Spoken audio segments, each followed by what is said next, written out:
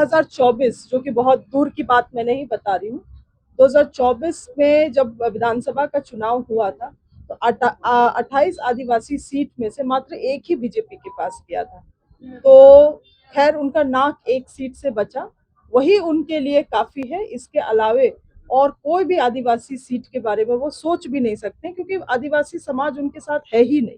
ये जो कुछ लोग वोट बहिष्कार का कैंपेन चला रहे थे, वो कुछ सोशल मीडिया के छोटे मोटे जो हैं लोग उस तरह का कैंपेनिंग करके अपना थोड़ा व्यूज बढ़ाते हैं। मगर यहाँ की जो जनता है वो सजग है। विधानसभा से हम लोगों ने पारित करके भी भेजा ये रेजोल्यूशन कि सरना धर्म कोड लागू होना चाहिए, मगर केंद्र सरकार इसमें चुप्पी साधी हुई है। और इसी सब चीजों को छुपाने के लिए आदिवासी समाज को लड़ाना, एक समाज को दूसरे समाज से लड़ाओ ताकि जो मूल मुद्दा है उनसे ध्यान भटके रहे। कोई चुनाव लड़ता है तो मंत्री बनने के लिए केवल चुनाव नहीं लड़ता है, वो अपने समाज का प्रतिनिधित्व, अपने क्षेत्र का प्रतिनिधित्व करने के लिए बनता है। और ये माननीय मुख्यमंत्री जी का अपना डिस्क्रिमिनेटरी पावर रहता है कि वो किनको मंत्री बनाते हैं, किनको नहीं बनाते हैं। घाटशिला उपचुनाव का महज अब 5 दिन बचा हुआ है। चुनाव होने में, वोटिंग होने में 5 दिन बचा हुआ है और लगातार इस चुनाव को लेकर सभी पार्टियां अपनी दिग्गज स्टार प्रचारकों को यहां उतार रही हैं। और आज से जो झारखंड की मंत्री नेहा शिल्पी तिर्की जी हैं, वो झारखंड जो घाटशिला का है वो दौरा करने के लिए पहुंची है। सुमेश जी को लेकर कितना आश्वस्त है इस क्षेत्र पे? देखिए, हमारे महागठबंधन के जो प्रत्याशी हैं सुमेश जी, वो स्वर्गीय रामदास जी के पुत्र भी हैं।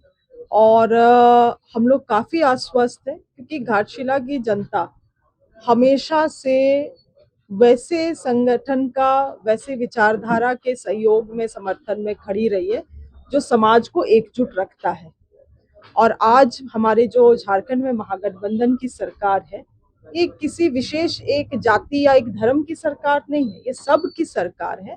और मुझे विश्वास है यही कारण से भी यहाँ की जो जनता है वैसे सेक्युलर पार्टी को यहाँ समर्थन देगी।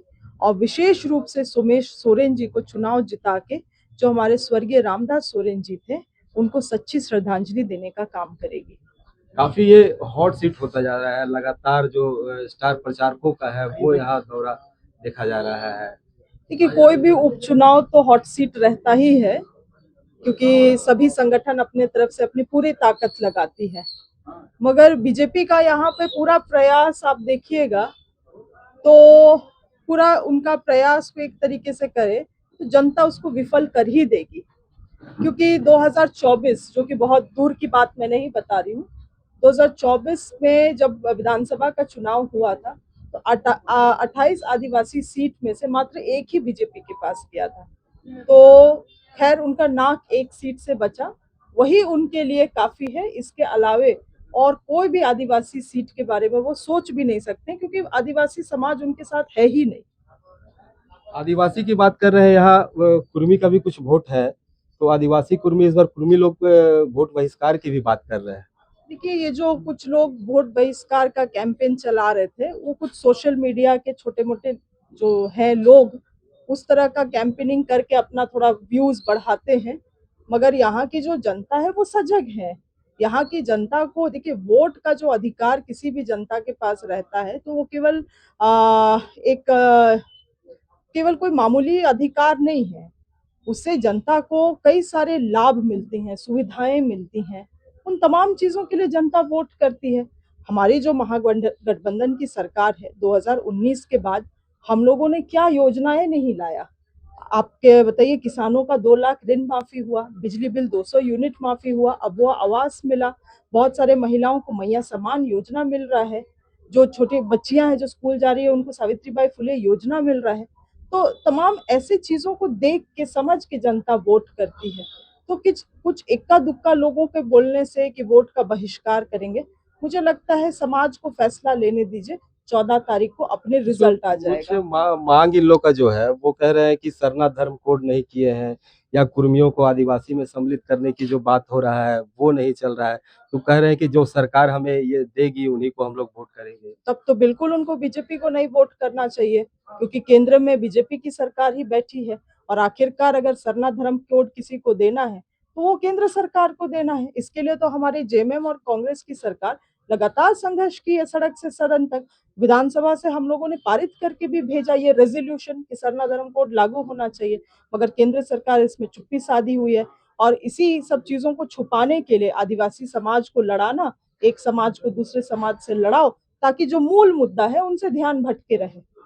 सोमेश सोरेन और बाबूलाल सोरेन क्या बीच में उनको प्रतिद्वंदी मानते हैं कुछ, या फिर डायरेक्ट रहेगा सोमेश सोरेन? देखिए, ये आदरणीय स्वर्गीय रामदास सोरेन जी का सीट रहा।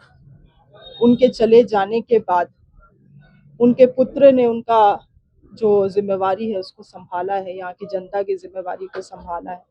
इसमें किसी तरह का कंपटीशन मुझे नहीं लगता है, इसीलिए भी क्योंकि यहाँ की जनता तो पहले ही 2024 में पिछले साल रामदास सोरेन जी को चुनाव जिता के भेजी हुई थी। अब विपरीत परिस्थिति में ऐसी समस्या आई कि उनका निधन हो गया, आकस्मिक निधन हो गया, तो वैसे में मुझे लगता है उनके विचारधारा, उनसे जो बहुत करीब रहा है उनका पुत्र, उससे बेहतर कैंडिडेट यहाँ कोई और हो ही नहीं सकता है। सोमेश सोरेन जी यहाँ चुनाव के लिए है, और जिस तरह उनकी चर्चाएं चल रही है, तो क्या इसका लगता है कि वो अपने मंत्री पद के लिए अगर जीत कर आते हैं तो मंत्री पद, क्योंकि जिस तरह मुख्यमंत्री ने कहा है कि ये कोरा कागज है, जिस तरह गढ़ेंगे उस तरह ये होंगे। आपका सवाल में मैं दो चीजों को देख रही हूँ। पहली बात तो मैं आपको बता दूं, कुछ मीडिया इसको नैरेटिव भी बनाने का कोशिश करते हैं। कोई चुनाव लड़ता है तो मंत्री बनने के लिए केवल चुनाव नहीं लड़ता है, वो अपने समाज का प्रतिनिधित्व, अपने क्षेत्र का प्रतिनिधित्व करने के लिए बनता है। और ये माननीय मुख्यमंत्री जी का अपना डिस्क्रिमिनेटरी पावर रहता है कि वो किनको मंत्री बनाते हैं, किनको नहीं बनाते हैं। तो इन चीजों को तो मुद्दा बिल्कुल बनाना ही नहीं चाहिए। आज मुद्दा है हमारे घाटशिला के लोग, आज मुद्दा है कि जो सेक्युलर पार्टी है, जो गठबंधन सरकार है, उनको हम लोग मजबूत कैसे बनाएं ताकि सभी जाति धर्म का प्रतिनिधित्व हो सके।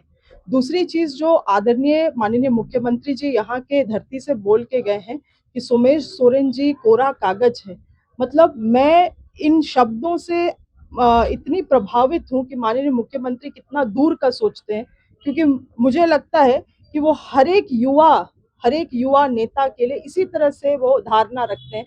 मेरे लिए भी वो वही सोचते हैं।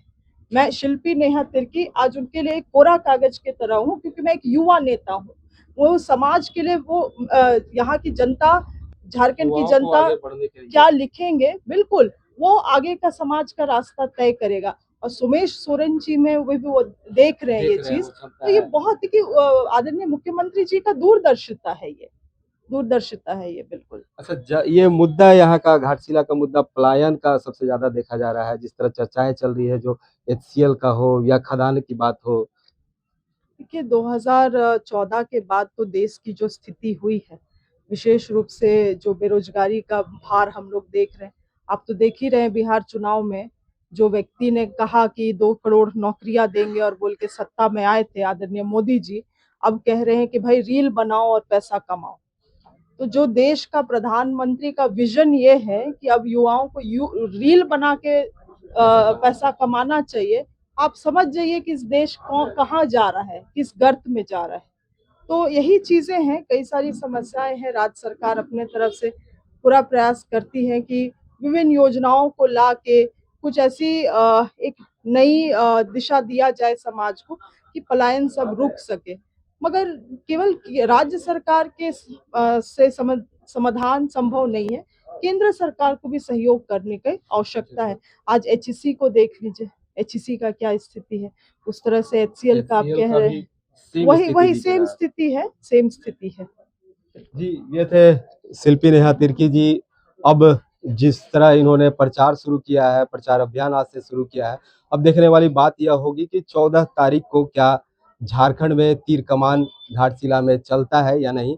तब तक के लिए थोड़ा इंतजार करना होगा। रांची से HNN के लिए अक्षय के साथ जयंत कुमार। अगर आपको हमारा ये वीडियो अच्छा लगा तो इसे लाइक करें, शेयर करें और हाँ, सब्सक्राइब करना ना भूलें।